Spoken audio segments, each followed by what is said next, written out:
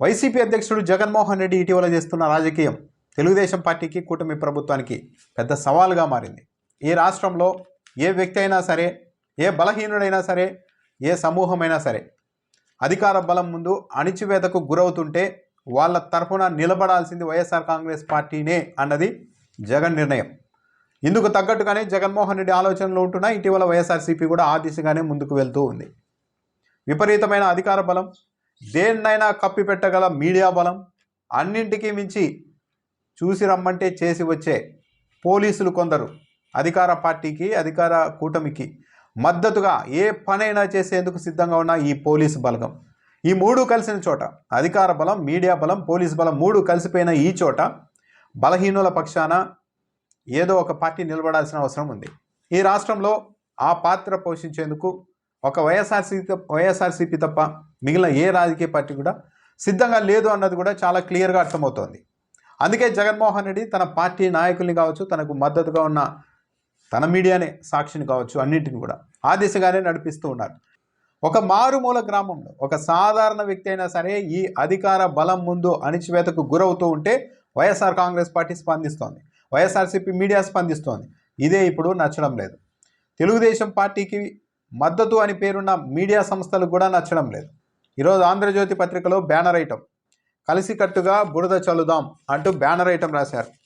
ఈ కథనాన్ని నిశితంగా గమనిస్తే ఏం చెప్పబోతోంది ఈ మీడియా సంస్థ, ఒక ప్రతిపక్షానికి, ప్రజలకు ఏం సందేశం ఇస్తోంది అన్నది కూడా అర్థమవుతుంది. ముసుగు తొలగించిన వైసీపీ పత్రిక, పార్టీ నేతలతో సమన్వయ భేటీలు. అవునన్నా కాదన్నా సాక్షి పత్రిక జగన్మోహన్ రెడ్డిదే. ఇప్పుడు ఈ ప్రభుత్వాన్ని, ఈ అధికార బలాన్ని ఎదుర్కోవడానికి జగన్మోహన్ రెడ్డి, వైఎస్ఆర్సీపీ జగన్మోహన్ రెడ్డికి సంబంధించిన సాక్షి మీడియా సమిష్టిగా కలిసి పనిచేస్తున్నాయన్నది ఆంధ్రజ్యోతి పత్రిక చెప్తున్న మాట. తప్పేం లేదు. ఎందుకు ఇంత అధికార బలం, పోలీసు బలం, ఇన్ని ప్రయోగాలు ప్రయోగిస్తూ ఉన్నప్పుడు అవతల వాళ్ళు కూడా తమ మీడియా, తమ పార్టీ కలిసి ముందుకు వెళ్ళడం కూడా పెద్ద తప్పేం కాదు. ప్రభుత్వాన్ని బదనాం చేయడమే లక్ష్యం. సాక్షి పత్రికలో ఏది పడితే అది రాసేయాలి, చిన్న సమస్యను పెద్దగా చూపించాలి, ప్రభుత్వ వైఫల్యంగా చిత్రీకరించాలి, పరస్పరం సమాచారం పంచుకోవాలి. ఇది వైసీపీకి, సాక్షికి మధ్య సమన్వయం కుదిరింది, ఇదని రాశారు. అయితే ఇక్కడ గమనించాల్సింది ఏంటంటే, చిన్న సమస్యను పెద్దగా చూపించాలి, ప్రభుత్వ వైఫల్యంగా చిత్రీకరించాలి అని ఆంధ్రజ్యోతి రాసింది. అంటే సాక్షి పత్రిక చిన్న చిన్న విషయాల్ని కూడా పెద్ద పెద్దగా చూపెట్టే ప్రయత్నం చేస్తోంది. ఇదంతా జగన్మోహన్ రెడ్డి డైరెక్షన్లోనే జరుగుతోంది అని ఒక వాదన తీసుకొచ్చే ప్రయత్నం చేస్తున్నారు. అంటే చిన్న సమస్య ఏంటి, పెద్ద సమస్య ఏంటి అంటే, ఒక వ్యక్తికి ఏదన్నా, ఒక మారుమూల గ్రామంలో ఒక సాధారణ వ్యక్తికి ఒక ఇబ్బంది వస్తే, ఈ అధికార కూటమి నుంచి కావచ్చు, అధికార బలం నుంచి కావచ్చు, ఒక ఇబ్బంది వస్తే దాన్ని సాక్షి పత్రిక కావచ్చు, వైఎస్ఆర్సీపీ కావచ్చు, దాన్ని అడ్రస్ చేయడం, రాష్ట్ర ప్రజలందరి ముందు చూపెట్టడం తప్పవుతుందా? ఏదో ఒక మారుమూల గ్రామంలో జరిగిన ఒక చిన్న ఇష్యూను దాన్ని పెద్దగా చేసి చూపెట్టేందుకు ప్రయత్నిస్తున్నారు వైసీపీ వాళ్ళు అన్న అర్థం వచ్చేలాగా ఆంధ్రజ్యోతి రాస్తుంది.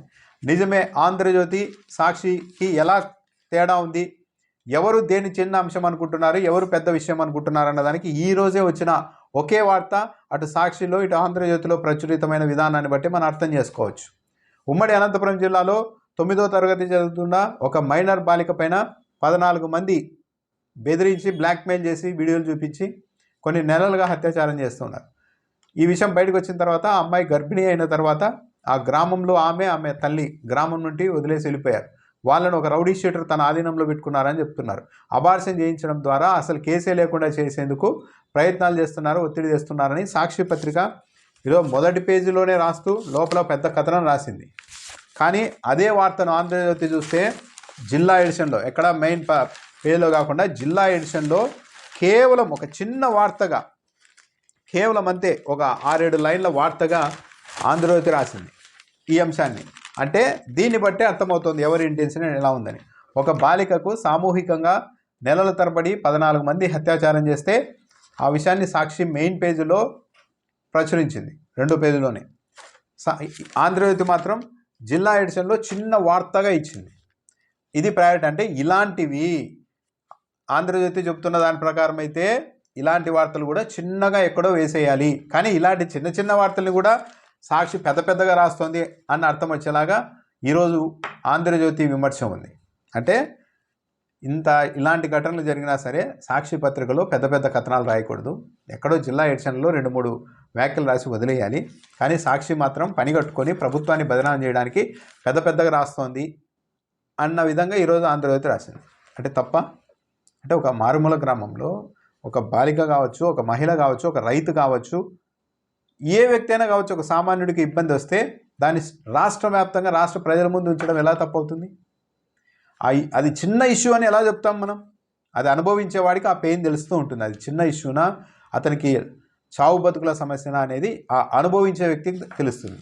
మీడియా అన్నది అలాంటివన్నీ వీలైనంత ఎక్కువ ప్రజల ముందు ఉంచి, ప్రభుత్వం ముందు ఉంచి, అలాంటివి రిపీట్ కాకుండా వాళ్ళ ఇష్యూస్ సాల్వ్ అయ్యేలాగా మీడియా పనిచేయాలి. కానీ అలా పనిచేసేందుకు సరే వైఎస్ఆర్సీపీ అధికారంలో ఉన్నప్పుడు ఈ పత్రికలు ఆంధ్రజ్యోతి కావచ్చు, ఈనాడు కావచ్చు, మిగిలిన పత్రికలు, టీవీ ఛానళ్ళు ప్రతిపక్ష పాత్ర పోషించాయి. వాళ్ళు కూడా బాగానే కష్టపడ్డారు అప్పట్లో. ప్రభుత్వంలో ఎక్కడైనా లోపాలు ఉంటే, ఎక్కడైనా ఇష్యూస్ జరుగుతుంటే రైజ్ చేయడంలో.